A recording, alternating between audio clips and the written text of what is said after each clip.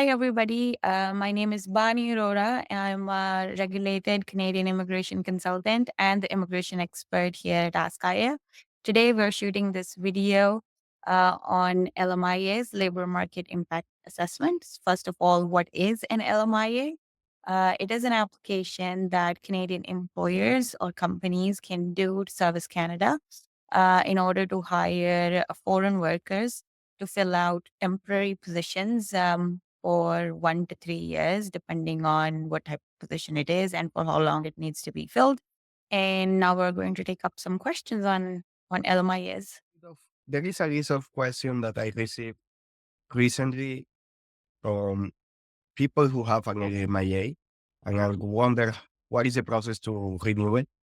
So first they ask me, who is responsible for paying the LMIA fees? It is the Canadian companies, employers that they're hiring. The fees is at $1,000 for Service Canada. And the employers who are doing this application, they are responsible for paying the fee. What are the factors considered in the LMIA assessment? It's generally the financials of the company that is calling the foreign worker. Service Canada needs to see that if they're financially viable to pay the salary that they're um, proposing to pay to the worker.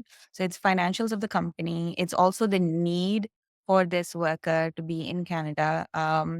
So it it is done to protect both the foreign worker. So Service Canada makes sure that employers are not calling people just to pay them low wages. So wages equivalent to what a Canadian would be paid. Um, the work conditions are good, and also that there's a genuine need to fill this position where no Canadian is available to take up the position. For what I understand until now is that an LMIA is a job offer for one person. It could be open to multiple employees. An LMIA is an application to hire foreign workers. You can ask for one employee on one application, or you can ask for several employees.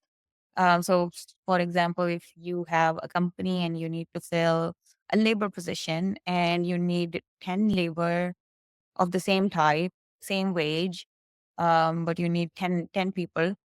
So you can just do one application, but ask for 10 seats, like 10 people on that same job position. And for how long is valid an LMIA?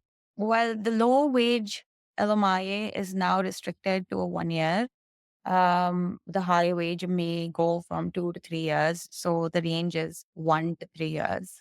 What happened to a company if the LMIA application is refused? But that's unfortunate. But that just means that at that time, they won't be able to fill up the position that they're wanting to fill with a foreign worker.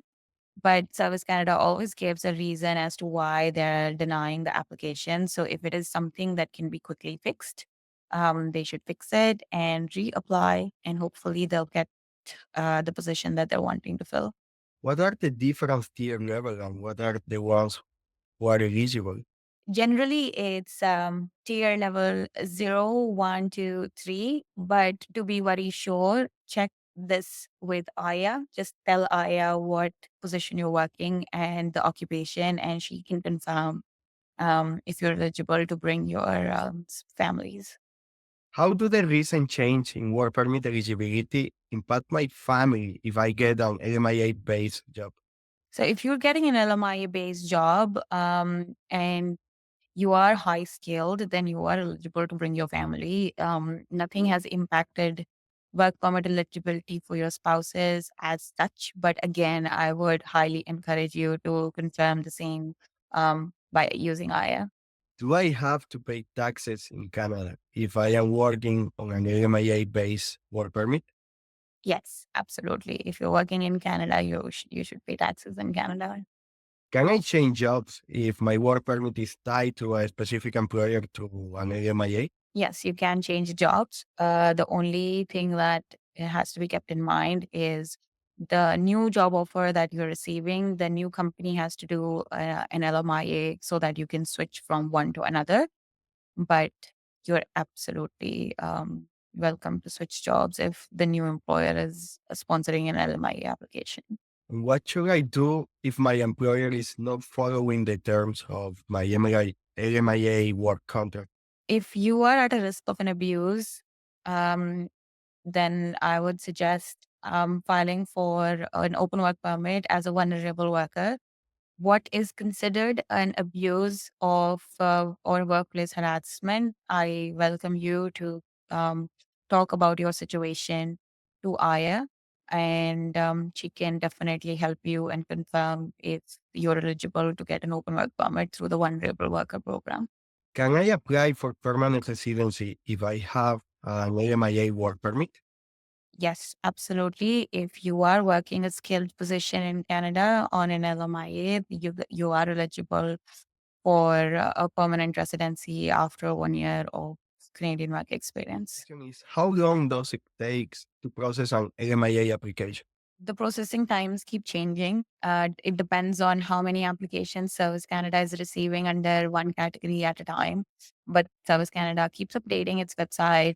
But if you have any difficulties finding the average processing times, or you're one of those people who are waiting on their application processing, um, I let's ask Aya how much time it's taking because she's always updated on all government websites. Let's do a demo right now. Are there any exception to LMIA requirement? There are multiple exceptions to LMIA requirement. Some of them on top of my head are people from visa exempt countries that have tie-ups with Canada that can come and work here on working holiday visas, people who've studied in Canada and are eligible for postgraduate work permits, NAFTA countries, US, Mexico professionals coming and working into Canada, but that's just on top of my head, and the list is long. I can help us better. And I would generally suggest discussing your particular case, your unique case with Aya, and she can tell you if you're exempt of an LMIA or not. All right. So let's ask Aya if an engineer with a job offer from Colombia who is 29 years of age need an LMIA or not. Can I apply for LMIA myself or do I need a representative? Um, Canadian companies can apply for LMIA applications themselves. They do not need a representative to do it. However, I do know this, and I've spoken to enough people to know that they find the process complicated, and that's why they want representatives to hold their hand through the process because it's complicated. There's too much information. However, I do want to encourage people to use Aya because she can really assist on every step along the way, give you guidance, proper guidance on what's needed along the way, and all the information and documentation that are required to do it yourself. So we really encourage people to do their applications themselves. And if you need some guidance, I is always there.